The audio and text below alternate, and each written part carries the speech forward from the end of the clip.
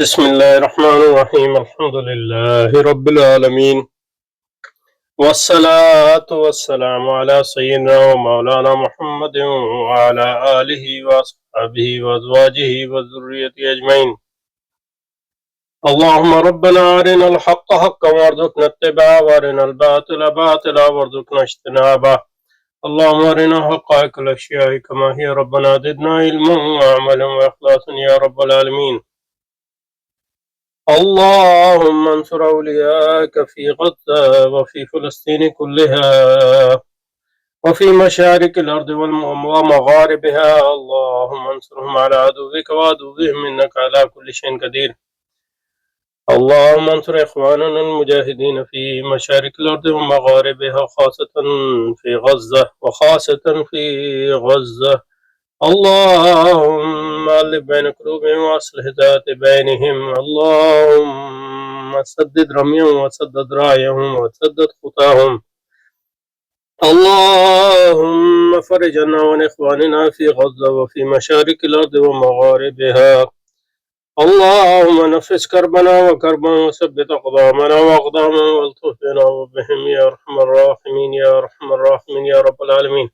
اللهم انصر من نصر غزة. اللهم اقتل من خذل غزة وأهل غزة. اللهم جب من جب أهل غزة. اللهم عطش من عطش أهل غزة. اللهم خذف من أخاف أهل غزة.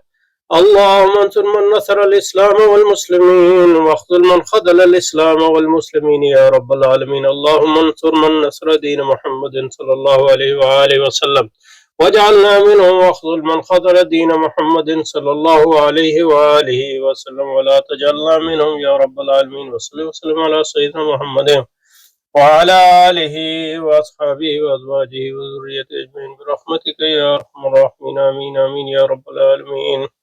اللهم صل على محمد عبدك ورسولك النبي الأمي وآله وسلم صلاة دائمة علينا معهم أجمعين يا رب العالمين برحمتك يا أرحم الراحمين. آمين آمين. اچھا جی، تشکیل جدید الہیات اسلامیہ کا مطالعہ جاری رکھتے ہیں.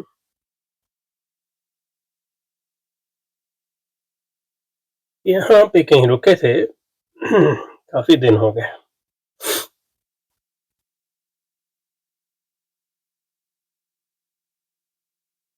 مگر اشعری تحریک کا مقصد بحثیت مجموعی صرف یہ تھا کہ اسلامی معتقدات کی حمایت یونانی جدلیات کے حربوں سے کی جائے. یہ صرف ایک مقصد ہے، کیونکہ علم کلام ایک بنیادی پازیٹیو مقصد بھی ہے کہ اسلام کی حقانیت کے لیے دلائل دیے جائیں، انڈیپینڈنٹ دلائل دیے جائیں. وہ علم کلام کا ایک مثبت، یعنی علم کلام کے جو ہے مثبت پہلو وہ ہے جو امام غزالی نے المستصفیٰ میں لکھا ہے.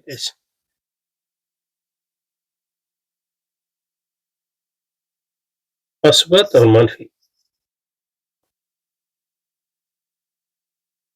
منفی میں جو ہے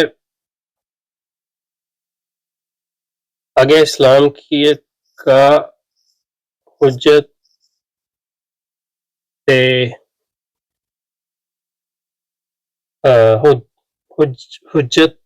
اور دلیل، حجج اور دلائل سے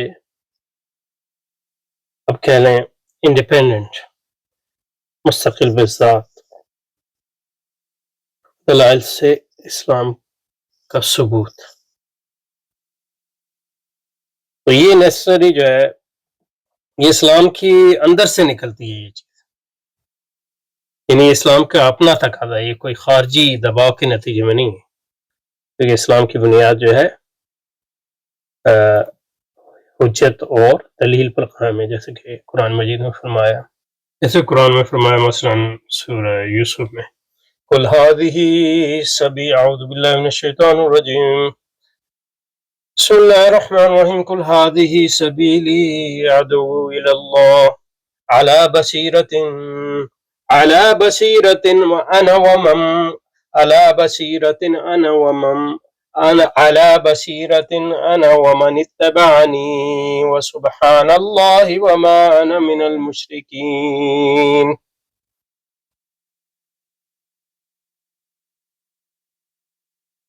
قال أبو جعفر يقول تعالى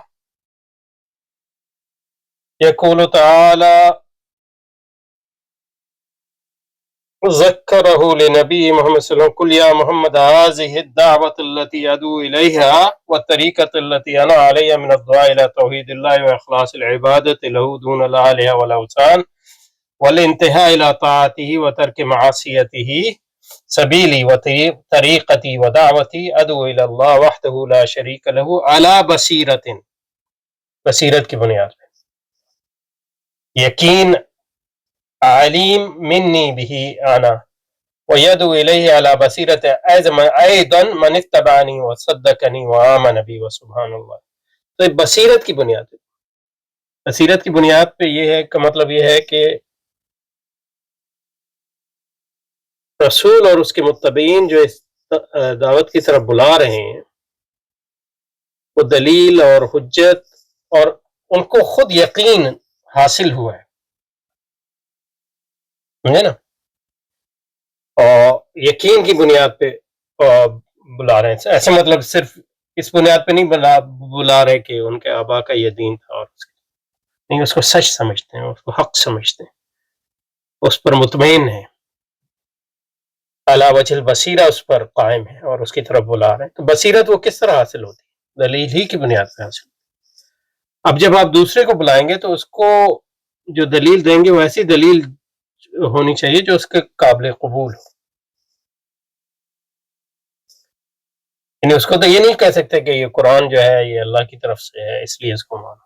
نہیں، وہ قرآن جو ہے حق ہے اور قرآن کے حق ہونے کی یہ دلیل ہے اور اس کے اللہ کی طرف سے ہونے کی یہ دلیل ہے، یہ مستقل بذات ہونی چاہیے. تو یہ کلام کا مقصد ہے. چاہے وہ دلائل جو ہیں فلسفیانہ ہوں، منطقیانہ ہوں، سائنسی ہوں، وہ حالات کے ساتھ بدلتے رہتے ہیں. ان دلائل کی نوعیت کیا ہو، اس کے یونانی منطق وغیرہ سے کوئی تعلق نہیں. اسلام کے اندر سے یہ علم کلام کا جو مثبت پہلو ہے وہ اسلام کے اندر ہی سے نکل. اچھا، اب جو منفی پہلو ہیں اس میں منفی پہلو جو ہیں دو طرح کے، ان میں سے ایک کی بات کر رہے ہیں علامہ صاحب رحمۃ اللہ علیہ، اللہ ان کی مغفرت فرمائے. منفی جو ہے دو طرح کے، ایک اس کی بات کر رہے ہیں یہاں، وہ یہ ہے کہ تو یہ کہہ رہیں گے اشارہ میں البتہ جن مفکرین کا دل و دماغ نسبتاً تعمیری تھا، صحیح راستے پر گامزن تھے، انہوں نے فلسفیانیت کی بعض شکلوں پر جدید ترین شکلوں کی داغ بیل بھی ڈالی، مگر اشعری تحریک کا مقصد بحثیت مجموعی صرف یہ تھا کہ اسلامی معتقدات کی حمایت یونانی جدلیات کے حربوں سے کی جائے. تو اسلام کی حمایت یہ بھی ایک منفی حمایت، یعنی یونانی جدلیات، یہ اشعریوں کا یہ مقصد، اسلام کی معتقدات کی حمایت ان کا مقصد تھا. یونانی جدلیات ایک مطلب یہ کہ وقتی چیز تھی، وہ موجود تھی، وہ ان کے سیاق سے تھی. کوئی بھی جدلیات، اور انہوں نے یونانی جدلیات کے علاوہ اپنی جدلیات بھی اس کو ڈیولپ کی. اب حمایت کیوں منفی ہے؟ اس لیے حمایت منفی ہے کہ حمایت سے یہ مضمر ہے کہ کوئی آپ پر ایکچولی حملہ کر رہا ہے، یا یعنی اور آپ دفاع کر رہے ہیں اور حمایت کر رہے ہیں، یا ایک متوقع حملہ. اور یونانی جدلیات کا مطلب یہ ہے کہ کیونکہ یونانی جدلیات جو ہے، کیونکہ مسلمان جہاں گئے تو وہ عیسائی لوگ تھے زیادہ تر، خاص طور پہ شام کے علاقوں میں اور عرب جزیرہ میں، یہ جزیرۃ العرب میں سارے مطلب عیسائی تھے لوگ. فلسطین میں، شام میں، مصر میں عیسائیوں کے گڑھ تھے. ایران میں نہیں، لیکن یہ کہ تو عیسائیوں کے ہاں یونانی علوم پہلے سے تھے، تو وہ معروف تھیں وہ چیزیں. اس کا یونانیوں سے کوئی خاص تعلق نہیں تھا. مسلمانوں کا یونانیوں سے کبھی واسطہ نہیں پڑا، اللہ یہ کہ بعد عثمانیوں کے بعد. اور اس وقت تک یونانی جو ہے وہ ختم ہو چکے تھے، ان میں وہ زور نہیں تھا۔ مسلمانوں کا تعلق جو پڑا رومیوں سے، اور رومیوں نے جو ہے یونانیوں سے چیزیں لی تھی اور خود اپنی بھی چیزیں بنائی تھی، اور عیسائیوں نے پھر اس پہ اضافے بھی کیے۔ تو یہ یونانی جدلیات جس کو کہتے ہیں، اس سے مراد جو ہے سریانی جدلیات بھی ہیں، عیسائی جدلیات بھی اس میں شامل ہیں، رومی جدلیات بھی اس میں بھی شامل ہیں، پھر ایرانی جدلیات بھی اس میں آئیں، پھر ہندوستانی جدلیات بھی اس میں شامل ہیں، اور پھر مسلمانوں نے خود اس میں بھی اضافے کی، اور ہر چیز نہیں لی جو چیز۔ تو یہ ہمیشہ سیاق سے بدلتی رہتی ہے، کیونکہ آپ کا مخاطب سے یعنی منفی پہلو کا تعلق اور مثبت کا بھی مخاطب سے، کیونکہ دلیل آپ اس کو دے رہے ہیں جو آپ کو بھی مطمئن کرے اور دوسرے کو بھی۔ دعوت میں دو طرف ہیں، تو جب دونوں طرف ہیں تو اس مخاطب کا سیاق جو ہے اور آپ کا دونوں کا سیاق جو ہے اس میں مؤثر ہوگا۔ تو اس میں یونانی جدلیات کا سیاق ہوگا تو یونانی جدلیات آئے گی، لیکن دوسرے سیاقات میں جو ہے دوسری۔ تو کہنے کا مقصد یہ ہے کہ منفی جو ہے اس میں حمایت کا پہلو ہے، یہ بھی منفی ہے، کیونکہ اس میں اس میں آپ متوقع حملے کی طرف جو ہے اپنے جس چیز کی بھی آپ حمایت کر رہے ہیں اسلام کی، یہاں اس کا دفاع کریں عمومی۔ لیکن دوسرا منفی پہلو یہ ہے کہ جو ایکچوئل اعتراضات ہیں دوسروں کے، ان کا جواب دیں۔ تو یہ اس میں تو یہ علم کلام کے مثبت پہلو ہے، اور منفی پہلو میں بھی دو پہلو ہیں، لیکن علامہ اقبال یہاں اس کا ذکر کر رہے ہیں، وہ صرف اس پہلو کا کر رہے ہیں تصریحاً، اور مجبراً شاید اس کا بھی کر رہے ہیں، لیکن وہ مثبت کا ذکر نہیں کر رہے۔ تو اس میں یہ تاثر ملتا ہے۔ میں یہ نہیں کہہ رہا کہ علامہ اقبال نے کہیں بھی مثبت پہلو کی طرف ذکر نہیں کیا، ان کا خود جو کام ہے یا مثبت پہلو بھی اس میں شامل ہے، لیکن کہنے کا مقصد یہ یہاں جو وہ اشاعرہ کی بات کر رہے ہیں یا اشاعرہ کے علم کلام کی جو ڈسکرائب کر رہے ہیں، اس کی توضیح کر رہے ہیں، اس میں صرف انہوں نے منفی پہلو کا ذکر کیا ہے، اور اس میں بھی ایک ہی منفی پہلو کے ایک حصے کا، مثبت پہلو کا ذکر نہیں کیا۔ تو یہ بتانا یہاں جو کہہ رہے ہیں کہ مگر اشعری تحریک کا مقصد بحث، اور اشعری کوئی صرف تحریک نہیں ہے، مطلب یہ ہے کہ اس مذہب بھی ہے۔ تحریک تو مطلب یہ ہے کہ اس میں ایک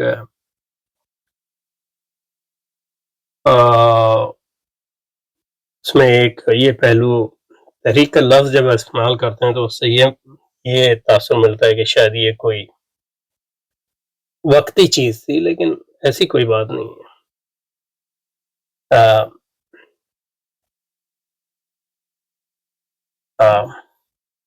صرف تحریک نہیں تھی، تحریک بھی ہوگی، لیکن یہ کہ مذہب تھا، یعنی ایک انسٹیٹیوشن تھا بعد میں، صرف تحریک نہیں۔ اسلامی معتقدات کی حمایت یونانی جدلیات کر رہے ہیں، ان کا خیال تھا مذہب نام ہے عقائد کا، یہ نہیں کہ وہ منجملہ ان حقائق کے ہے جو زندگی کے لیے ناگزیر ہیں، یعنی زندگی عبارت ہے جن حقائق سے، ان میں ایک مذہب بھی ہے۔ معتزلہ سے ان کا خیال تھا کہ مذہب نام ہے عقائد کا، یہ نہیں کہ وہ من جملہ ان حقائق کے ہے جو زندگی کے لیے ناگزیر ہیں۔ اصل میں دیکھتے ہیں کیا ہے، کیونکہ ترجمے کو کوئی صحیح مطلب نہیں بن رہا۔ اچھا، تو معتزلہ سے ان کا خیال تھا کہ مذہب نام ہے عقائد کا، نہ کہ ان حقائق کا جو زندگی کے لیے ناگزیر ہیں۔ یہی وجہ ہے کہ حقیقت مطلق فہم میں انہوں نے غیر تصوری طریقہ کار سے مطلقاً کام نہیں لیا، اس لیے مذہب کی حیثیت ان کے یہاں منطقی تصورات کے ایک نظام سے زیادہ نہیں رہی، اس کی انتہا پھر ایک سلبی روش پر ہوئی۔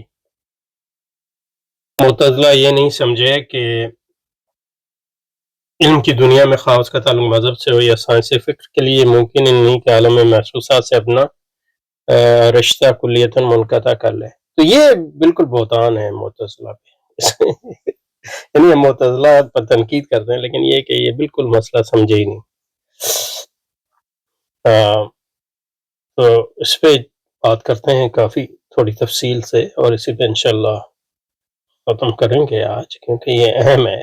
اس لیے بھی اہم ہے کہ بہت سے لوگ مطلب صرف معتزلہ نہیں، اشاعرہ اور دوسرے جو اسلام یعنی سنی شیعہ اور جو اسلامی مذاہب ہیں ان کے فہم میں لوگ جو ہے غلطی کرتے ہیں، اور یہ غلطی علامہ اقبال یہاں جو ہے معتزلہ کے اس میں کر رہے ہیں. کہہ یہ رہے ہیں کہ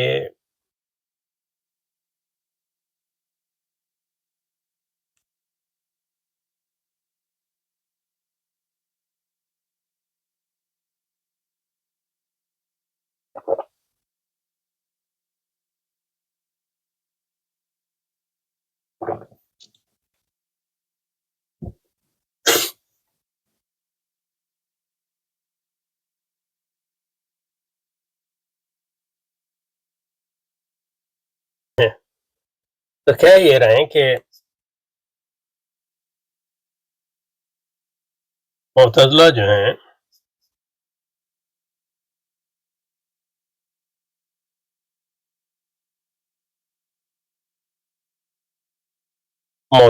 ہیں انہوں نے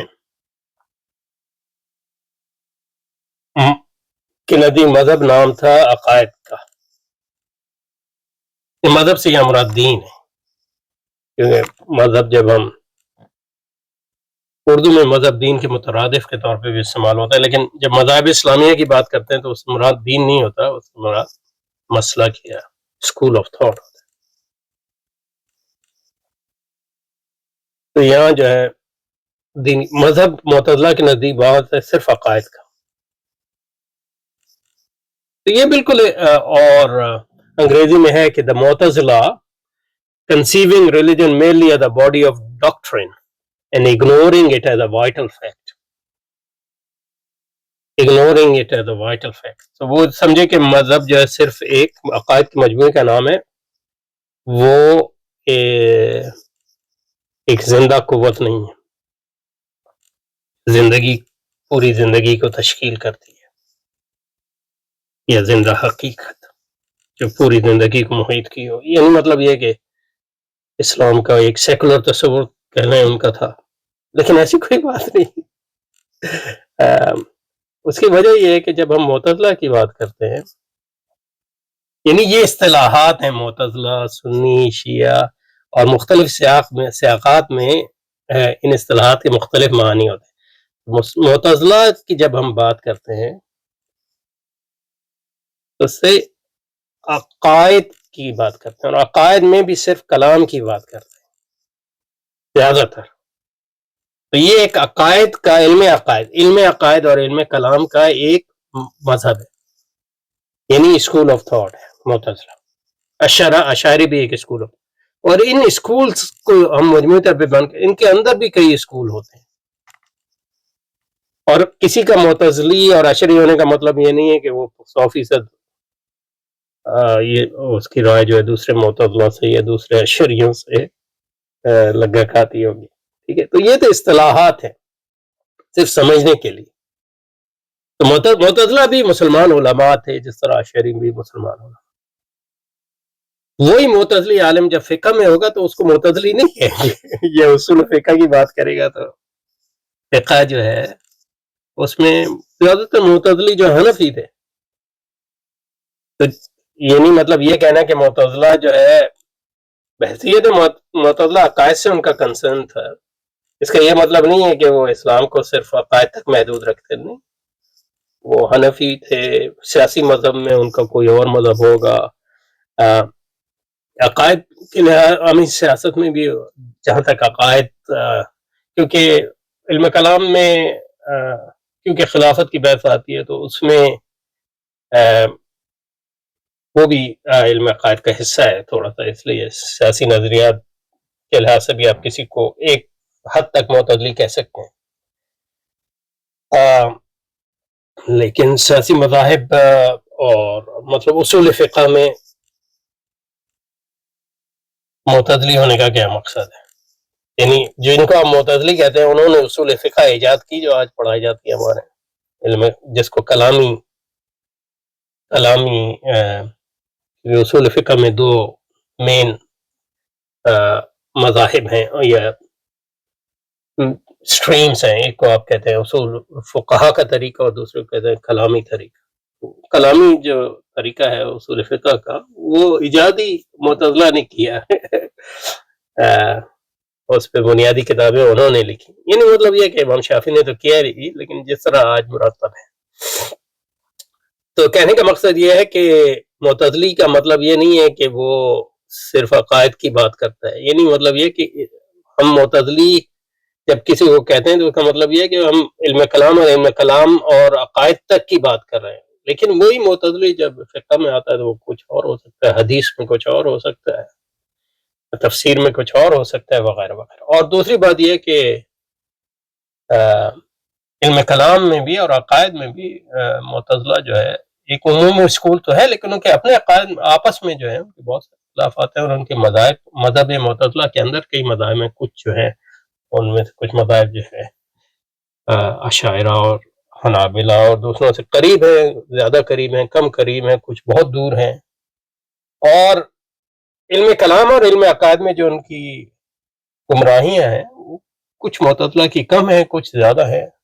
کہ ہر ایک کو جو ہے عمومی جب اسکول کی بات کرتے ہیں تو اس کی بنیاد پہ فرد کو ہم جج نہیں کر سکتے. تو اس لیے ہم کہتے ہیں کہ مطلب کسی کہنا کہ شیعہ کافر ہے یا معتزلہ گمراہ ہے، اس کا کوئی مقصد نہیں ہے. اس سے یہ فرق اس سے یہ نہیں نکلتا کہ ہر شیعہ کافر ہے، لا حول ولا قوت، یہ ہر شیعہ گمراہ ہے یا ہر معتزلی گمراہ ہے یا ان کی گمراہیاں ایک درجے کی ہیں. کیونکہ کفر اور حق اور گمراہی جو ہے یہ انفرادی مسائل ہیں. فرد یعنی مطلب یہ ہے کہ یہ عمومی کہنا کہ شیعہ جو ہے صحابہ کو گالیاں دیتے ہیں، لیکن اس میں صحیح ہے مطلب اور یہ نہیں کرنا چاہیے ان کو. لیکن تمام شیعہ نہیں کرتے، ان کے تمام گروہ نہیں کرتے، ایک طرح کے حد تک نہیں کرتے. اور ایک شیعہ یا ایک فردن اگر نہیں کرتا تو آپ اس پہ کیسے لاگو کر سکتے ہیں وہ حکم وغیرہ. یعنی ہر فرد کو جو ہے جج کرنا اس کے اپنے عقائد اور اعمال و داموں کی بنیاد پہ. تو یہ علامہ اقبال کا کہنا کہ معتزلہ کا مذہب کا نام صرف عقائد ہے، رہے معتزلہ سے ان کا خیال تھا کہ مذہب کا نام صرف، یہ بالکل ایک غلط فہمی ہے ان کی طرف سے. معتزلہ جو ہے پورے دین اسلام کے ماننے والے تھے اور ان میں تھوڑی بہت گمراہیاں تھیں جو ہمارے نقطہ نظر سے خاص طور پہ انہوں نے غلطیاں کی عقائد میں، لیکن وہ اسلام کو ایک مکمل دین مانتے تھے. اور یہی ان میں اور فلسفیوں میں فرق ہے. تو اس لیے لوگ خلط ملط کرتے ہیں فلاسفہ میں اور معتزلہ میں. معتزلہ علماء اسلام ہے، فلاسفہ یعنی فارابی کوئی عالم اسلام نہیں ہے، لیکن یہ کہ صاحب کشاف یا دوسرے معتزلہ جو ہے یہ سارے علماء اسلام ہیں. تو یہ اس میں بنیادی فرق کرنا چاہیے. تو یہ جو کہہ رہے ہیں کہ معتزلہ سے ان کا خیال تھا مذہب نام ہے عقائد کا، یا اور وہ زندگی کی ایک وائٹل فورس نہیں سمجھتے تھے، ایک زندگی کی زندہ قوت اسلام کو نہیں سمجھتے تھے، تو یہ غلط بات ہے. اور یہی وجہ ہے کہ مطلق فہم انہوں نے غیر تصوری طریقہ کار سے مطلق کام نہیں. غیر تصوری سے مراد جو ہے کیونکہ علم عقائد کے لحاظ سے وہ عقل پرست ہے ایک لحاظ سے، کلام کے لحاظ سے، اور عقل جو ہے اس کی بنیاد تصورات پہ ہے. لیکن اس کا مطلب یہ نہیں ہے کہ وہ غیر تصوراتی عقل کے قائل نہیں تھے، یہ بھی ایک غلط بات ہے. ویسے یہ مذہب کی حیثیت ان کے یہاں منطق کے ایک نظام سے زیادہ نہیں تھے، یہ بالکل غلط بات ہے. مذہب کی حیثیت ان کے یہاں منطقی تصورات کے ایک نظام سے زیادہ نہیں رہی. یہ اس کا کوئی ثبوت نہیں ہے، یہ دعویٰ ہے. کیونکہ علم کلام پر بھی یہ لاگو نہیں ہوتی، کیونکہ متکلمین سارے جو ہیں ہمارے ہاں جو ہے علم کے ذرائع جو ہے حواس اور عقل ہے. اشاعرہ کے بھی ہیں اور اشاعرہ کے ہاں بھی اور معتزلہ کے ہاں بھی. یہ بالکل کہنا کہ مذہب کی حیثیت ان کے منطقی تصور کے نظام زیادہ نہیں رہی. تو مذہب کو تو چھوڑ دیں، علم کلام میں بھی ان کا یہ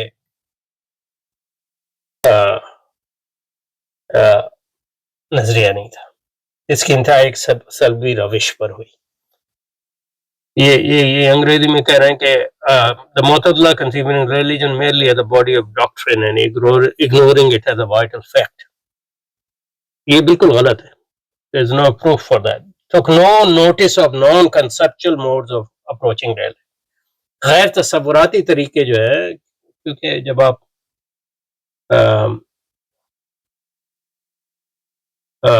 ریالٹی یا حقیقت کے ادراک کی بات کرتے ہیں تو اس میں یہ ہے کہ آپ کے ہاں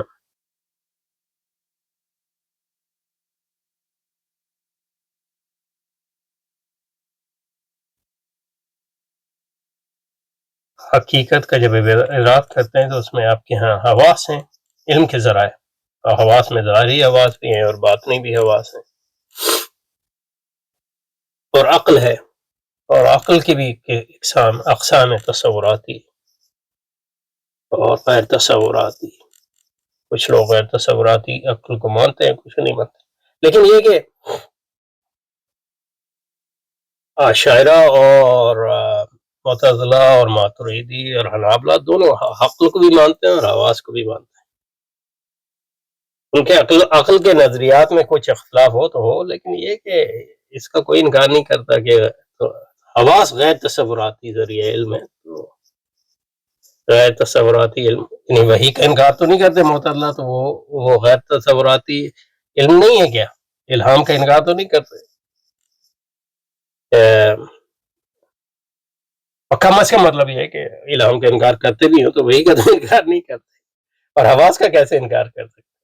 مطلب یہ کہ یہ بالکل مطلب یہ ہے کہ اناکرونسٹک میں کیا کہتے ہیں اس کو، غیر تاریخی تجزیہ انہی معنوں میں ہے کہ اپنے فلسفیانہ نظریات کو ایک ایسے دور پہ تھوپ رہے ہیں جن پر ان فلسفیانہ نظریات کا کوئی اثر نہیں تھا، کوئی یعنی اور اثر تھا بھی تو اس طرح نہیں تھا جس طرح آپ متصور کر رہے ہیں. تو اس لیے مطلب یہ کہ علامہ اقبال کو جب آپ پڑھیں خاص طور پہ ریکنسٹرکشن کو، تو اس میں اہم چیز یہ ہے کہ اس سے فرق نہیں پڑتا کہ وہ کانٹ کے بارے میں بات کر رہے ہیں یا غزالی کے بارے میں بات کر رہے ہیں. تو علامہ اقبال کانٹ اور غزالی کے صحیح نظریات کو بیان نہیں کر رہے، وہ ان کو استعمال کر رہے ہیں اپنے نظریات کو ڈیولپ کرنے کے لیے.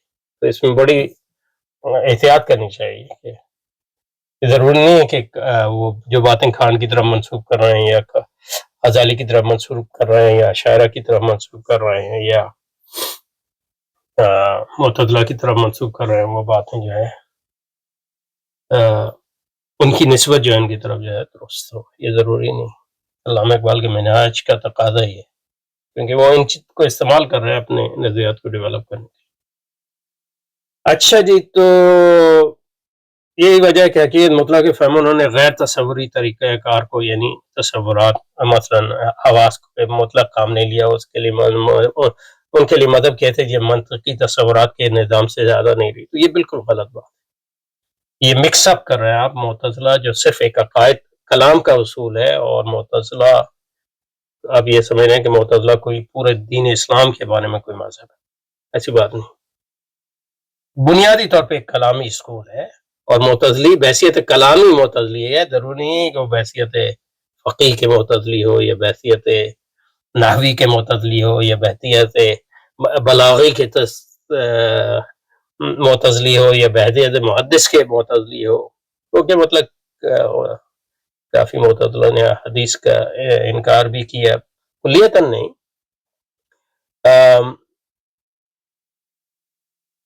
تو اب یہ مجھے نہیں پتا کہ معتزلہ میں محدثین تھے کہ نہیں، یا بڑے محدثین میں اعتزال تھا کہ نہیں. لیکن یہ کہ اعتزال کے پھر اشاعرہ کے ہاں بھی جو متاخرین اشاعرہ ہوئے، وہ اعتزال کی ایک شکل ہے ان معنوں میں کہ انہوں نے معتزلہ کی بہت سی گمراہیوں کو تو رد کر لیا، لیکن ان کے طریقے کو انکورپریٹ کیا اپنے اس میں نظام میں. تو اس لحاظ سے آپ کہہ سکتے ہیں بڑے بڑے محدثین یعنی نووی وغیرہ اور ابن حجر جو ہیں جو پکے اشعری ہیں، ان میں اس حد تک اعتزال ہے. تو وہ اس کا مطلب یہ نہیں ہے کہ وہ مذہب کا عقائد و منطق کا تصور کرتے ہیں، منطقی تصورات کا ایک نظام تصور کرتے ہیں وغیرہ وغیرہ.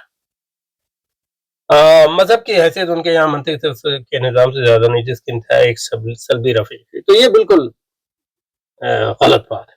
معتزلہ یہ نہیں سمجھے کہ علم کی دنیا میں خواہ اس کا تعلق مذہب سے یا سائنس کے لیے ممکن نہیں کہ عالم محسوسات سے اپنا، تو یہ عالم محسوسات سے اپنا رشتہ تعلق کرنا. تو ہم دیکھ رہے ہیں کہ یہ یونانیوں کے بارے میں بھی انہوں نے یہ دعویٰ کیا، یعنی افلاطون کے بارے میں، اور یہ دعویٰ صحیح نہیں ہے افلاطون کے بارے میں. اور افلاطون کے بارے میں تو اس کا کوئی تک بھی بنتا ہے کیونکہ وہ حواس پر تنقید کرتا ہے، لیکن یہ کہ معتزلہ کے بارے میں تو اس کا تک ہی نہیں بنتا. تو اس لحاظ سے یہ جو ہے یہاں تو یہاں پہ رکتے ہیں انشاءاللہ اور اس کو جاری رکھیں گے. سبحانک اللہم و بحمدک نشہد ان لا الہ الا انت نستغفرک و نتوب الیک وصلی وسلم علی سیدنا و مولانا محمد وعلى آل سيدنا ومولانا محمد وبارك وسلم. أشهد أن لا إله إلا الله وأشهد أن محمدا عبده ورسوله. اللهم صل على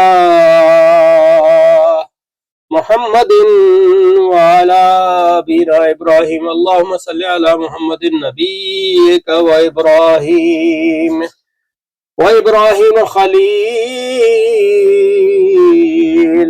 يا رب العالمين، وعلى آله وأصحابه وأزواجه وذريته أجمعين برحمتك يا أرحم الراحمين. آمين آمين يا رب العالمين.